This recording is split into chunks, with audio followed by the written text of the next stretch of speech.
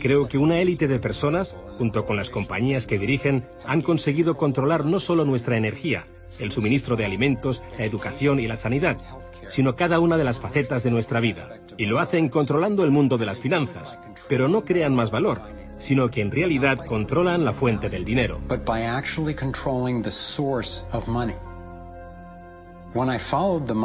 Cuando seguía el dinero, vi que me arrastraba a la cima de una pirámide. Aquí estamos en la base de la pirámide con nuestro día a día. Por encima de nosotros está el gobierno, personas a las que se les ha otorgado un monopolio de poder y lo usan para imponernos impuestos y controlarnos, estemos de acuerdo o no. Pero ¿quiénes los controlan a ellos? En el siguiente nivel nos encontramos a las compañías. Muchas personas opinan que hoy en día son ellas las que gobiernan el mundo, y no los estados nacionales, y lo denominan corporatocracia. Para conseguir los recursos mundiales y controlar los mercados, esta corporatocracia debe tener acceso a dinero barato. Las grandes corporaciones obtienen sus préstamos a un interés especial de los grandes bancos, lo que significa que aquellos que controlan los grandes bancos, la élite adinerada, son los que en realidad controlan las corporaciones. Mientras seguía el dinero me di cuenta de que casi todas las ideas que tenía acerca del capital no son ciertas. Es curioso el hecho de que nos planteamos muy pocas preguntas sobre cosas cotidianas, como por ejemplo, cuando vamos a un banco y pedimos un préstamo de, digamos, $50.000 o 50.000 libras. ¿Qué pasa en realidad? Veamos. Muchas personas viven la vida basándose en unas ideas que se alejan mucho de la realidad. Lo que en realidad pasa es que si pides 50.000 libras, escriben que en tu cuenta hay 50.000 libras. Eso es todo lo que hacen. No acuñan monedas ni imprimen billetes. No recurren a ningún metal precioso. Simplemente escriben en una pantalla de ordenador que tu cuenta tiene 50.000 libras. Desde ese momento empiezas a pagar intereses sobre una cantidad de dinero que nunca ha existido, que no existe y que no existirá. Resulta que los bancos prestan unas 9 veces más dinero que la cantidad que en realidad guardan en sus cámaras. Y esto es posible gracias al préstamo conocido como reserva fraccionaria. Funciona de la siguiente manera. A la Reserva Federal, o al Banco Central de cualquier país, se le permite determinar la cantidad de dinero que un banco debe tener en sus reservas. En los Estados Unidos, ahora mismo es más o menos un 10%. Así que si depositas $10.000 en el banco separa el 10%, es decir, $1.000, y luego opera en el mercado con el resto. Por ejemplo, ahora llega otra persona al banco y pide un préstamo de $9.000 para comprarse un coche. En ese momento, el banco presta $9.000 del depósito que tú habías creado. Los $9.000 desaparecen. Entonces, la persona que solicita el préstamo paga al vendedor del coche y éste ingresa la cantidad en otro banco que forma parte del mismo sistema bancario central. Estos $9.000 se consideran un nuevo depósito y así continúa el proceso sucesivamente. El dinero se vuelve a depositar y se vuelve a prestar hasta que el depósito inicial de $10.000 se convierte en $100.000. El sistema bancario acaba de crear $90.000 simplemente prestando el dinero. Aparentemente todo empezó con los orfebres del siglo XVII, cuando la gente acudía a ellos para comerciar con oro. El oro era muy pesado para llevarlo de un sitio a otro, así que la gente comenzó a guardarlo en cámaras y comerciaba con recibos. Aquellos recibos fueron los primeros billetes. Como solo unos pocos retiraban su oro en momentos determinados, los dueños de las cámaras, básicamente los nuevos banqueros, empezaron a crear recibos de oro que en realidad no tenían. Entonces prestaban esos recibos y les aplicaban unos intereses al dinero prestado, al oro, que en realidad no tenían. Así nació nuestro sistema de reserva fraccionaria. En este sistema, los banqueros consiguen hacer dinero de donde no hay nada, mientras que el resto de nosotros tenemos que trabajar para ganárnoslo. Esto ha provocado una forma moderna de servidumbre donde la masa de la sociedad trabaja para pagar su deuda con los bancos.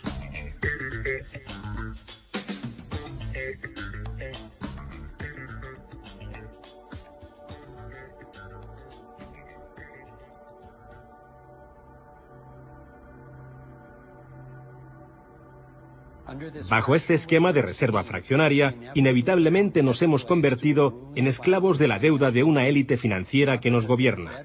No porque sean mejores o más inteligentes que nosotros, sino porque han manipulado el sistema para beneficiarse de una gran parte de la gente de este planeta. Catherine Austin Fitts es experta en este tema. Fue ayudante del Departamento de Vivienda y Desarrollo Urbano de Estados Unidos bajo el mandato del presidente George Bush Sr. y luego asesora de la administración de Clinton. Imaginemos el juego del Monopoly. Ahora quieres comprar el Paseo del Prado. Lo que puedo hacer continuamente es imprimir dinero, darme más y más dinero, disminuir el valor de tu moneda al imprimir cada vez más. Da igual lo duro que estés trabajando o el éxito que tengas. Al final, siempre te puedo comprar y no me cuesta nada. Pero ¿cómo se explica que si vosotros o yo mismo fabricamos billetes, se nos acuse de falsificación? Pero si lo hacen los bancos, entonces sea un incremento de la masa monetaria. ¿Cómo han conseguido los bancos este poder? Esto es Jekyll Island, donde en 1910, representantes de los Rockefeller, los Rothschild, los Morgan y otros banqueros privados se reunieron en secreto para preparar la legislación que crearía la Reserva Federal. Ed Griffin se encargó literalmente de escribir un libro sobre lo que pasó en Jekyll Island. Los bancos centrales son como carteles bancarios, quienes se han asociado con los respectivos gobiernos de los países donde operan y se les ha otorgado un poder monopolístico sobre la creación del suministro monetario del país. Eso fue lo que los políticos les ofrecieron como regalo, se podría decir, a cambio de la asociación. Y a cambio, ¿qué ofrecen los banqueros a los políticos? Les prometen crear dinero de la nada, ahora que tienen esa potestad para hacerlo cada vez que el gobierno lo necesite. Y desde 2008 hemos presenciado la mayor impresión de dinero falso de la historia. La prestidigitación financiera disfraza los costes, esconde a quien debemos culpar y nos deja como esclavos de la deuda trabajando para pagar las facturas. Me ha chocado el hecho de que en el mismo año en que se creó la Reserva Federal, en 1913, se creara también el Servicio de Impuestos Internos, y desde entonces se estableció el impuesto sobre la renta. Así que todos nosotros tenemos que pagar la deuda de los políticos con intereses a los banqueros. El problema es que tenemos un sistema bancario privado y centralizado en los Estados Unidos, disfrazado de sistema público. Si buscas en la guía telefónica de aquí de Washington, en el área de DC, si buscas por la Reserva Federal, en las páginas azules gubernamentales, ahí no aparece nada, sino que aparecen las páginas blancas, justo al lado de Federal Express. Es un banco central y privado. ¿Cuál es la relación adecuada, cuál debería ser la relación adecuada entre el presidente de la Reserva Federal y el presidente de los Estados Unidos? Bueno, primero debemos dejar claro que la Reserva Federal es una agencia independiente. Y eso significa, básicamente, que no existe ninguna otra agencia del gobierno que pueda anular las acciones que emprendemos.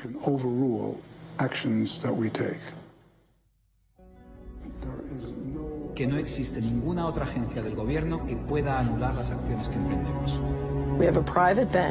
Tenemos un banco privado que imprime dinero en beneficio del Tesoro. La Reserva Federal imprime dinero en un sistema basado en la deuda, que crea escasez, pero coloca a un grupo de privilegiados en una posición en la que tienen acceso a todos los datos sobre la economía, mientras que nosotros continuamos en la ignorancia. Así que tenemos a un pequeño grupo de banqueros que entienden los datos de cómo funciona el dinero en la economía y se les proporciona la habilidad de imprimir dinero de manera que se sigue protegiendo a los privilegiados mientras que el resto nos hundimos. Catherine hizo la prueba de comparar una economía sana con un toroide vibrante, equilibrado, que fluye libremente y que se autoenergiza, en contraposición con lo que está pasando actualmente en nuestra economía. Tenemos un sistema muy dinámico que intenta optimizarse, pero en el centro se entrelaza con una solitaria. La solitaria actúa en el cuerpo inyectando una sustancia química que hace que te apetezcan las sustancias que le resultan beneficiosas a ella y que para ti son perjudiciales. Tienes un parásito que te manipula y que se alimenta a costa del organismo.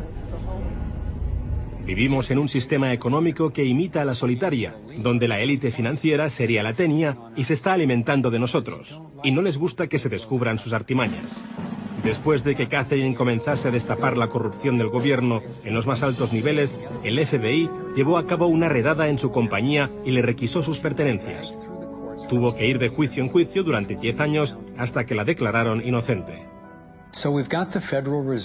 Así que tenemos a la Reserva Federal, una corporación privada con el monopolio de crear dinero, pero sin tener que rendir cuentas y que además está apoyada por el gobierno con el monopolio de la fuerza. Han engañado al país haciéndole creer que la Reserva es una institución que ayuda a estabilizar la economía y que no depende de la política. Pero de hecho, en ya casi un siglo de existencia, la Reserva Federal ha hecho justo lo contrario. Desde que se puso en marcha, nos han robado a través de la inflación y el poder adquisitivo del dólar ha disminuido más de un 97%. Y la diferencia entre ricos y pobres deja claro que el dinero va a parar a manos de unos pocos. Solo 16 años después de que la Reserva Federal accediera al poder, los Estados Unidos sufrieron la Gran Depresión. En mi investigación he descubierto que antes de que se produjese el crack del 29, la élite de banqueros sacó su dinero del mercado. Después del crack, usaron ese dinero para comprar todas las acciones baratas y los bancos en quiebra más pequeños por poco dinero. Entre los banqueros que consolidaron su fortuna de esta manera, encontramos a los Rothschild, los Rockefeller y los Morgan. Un caso similar sucedió con el colapso financiero de 2008, en el que de nuevo se volvían a beneficiar los mismos banqueros. En los años previos al colapso, los mayores bancos, incluyendo Bank of America, Citigroup y Chase, todos ellos controlados por los Rothschild, los Rockefeller y los Morgan, se forraban y comerciaban con préstamos basura, cuyo dinero sabían que no iban a poder recuperar. Es como colocar unas naranjas podridas en una caja y venderlas como si fuesen de la mejor calidad. Los que habían embalado ese producto sabían que tarde o temprano alguien abriría la caja y vería que no contenía nada de valor, ya que al fin y al cabo ellos habían empaquetado dichas cajas. Cuando las naranjas podridas, lo que conocemos como créditos basura, los derivados y las coberturas por incumplimiento crediticio se descubrieron finalmente, acabó por afectar a todo el mundo. La gente empezó a perder sus casas, trabajos, negocios y fondos de jubilación. Mientras tanto, los grandes bancos, que fueron los que en realidad crearon el problema, fueron los únicos a los que rescataron. ¿Y eso por qué? ¿Por qué iba la Reserva Federal a dar a los bancos billones de dólares aunque la mayoría de los estadounidenses estuviera en contra de que los rescatasen? ¿Y por qué no ayudaron a los más necesitados en vez de ayudar a los que perpetraron el colapso financiero? Mi investigación me llevó a la conclusión de que las mismas personas que crearon la Reserva Federal, los Rothschild, los Rockefeller y los Morgan, todavía la controlaban y utilizaban esta estructura para salvarse a nuestra costa. Muchos de los bancos creados siguen siendo el lobby más poderoso del Capitolio de los Estados Unidos, y ellos sinceramente son los dueños del lugar. Estoy convencido de que el reciente colapso financiero de 2008 fue el resultado de un esquema de inflar y tirar orquestado, diseñado y ejecutado por los grandes banqueros para consolidar sus fortunas y su poder. David Icke nos explica cómo ve los denominados ciclos comerciales de la Reserva Federal. Fase 1 es como lanzar el sedal. Fase 1, colocas un montón de dinero, unidades de intercambio en circulación. Para ello, bajas los intereses y concedes muchos préstamos. Esta es la parte del ciclo que denominamos boom. Como hay muchas unidades de intercambio en circulación, hay un montón de dinero que cambia de manos, que genera una gran actividad económica. Eso genera empleo y como se gasta más y más dinero, aumenta la demanda. Así que las compañías solicitan más créditos de dinero recién salido del horno para aumentar su producción. La gente coge confianza a su rutina.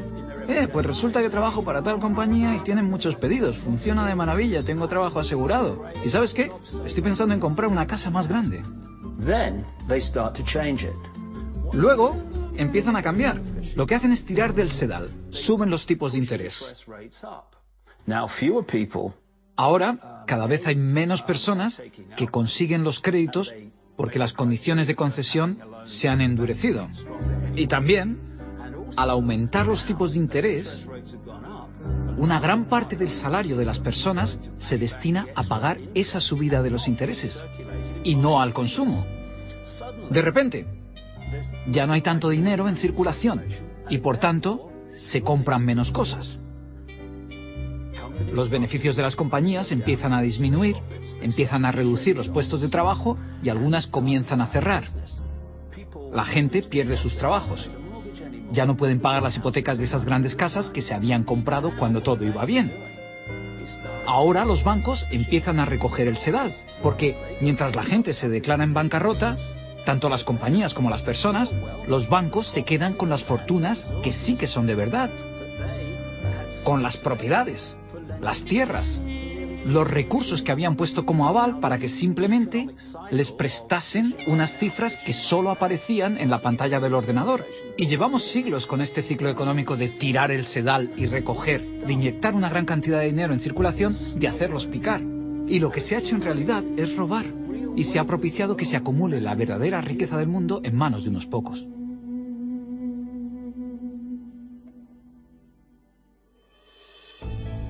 A nivel internacional, los bancos centrales utilizan el Banco Mundial y el Fondo Monetario Internacional para hacer más dinero mientras explotan los recursos de aquellos países a los que les prestan dinero y con este proceso acaban llevándolos a la bancarrota.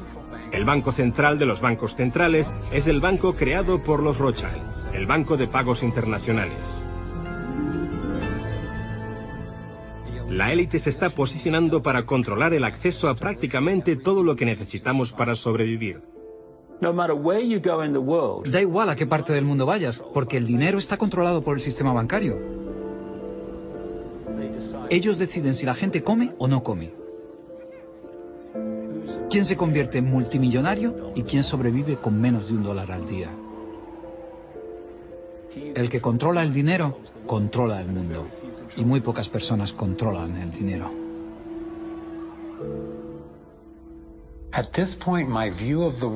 Llegados a este punto, mi concepción del mundo dio un vuelco. Empecé a enfrentarme al hecho de que el fracaso y el sufrimiento de muchos es en realidad el éxito y realización de unos pocos. La élite de los banqueros que ha engañado al mundo y a los que se les ha permitido crear dinero.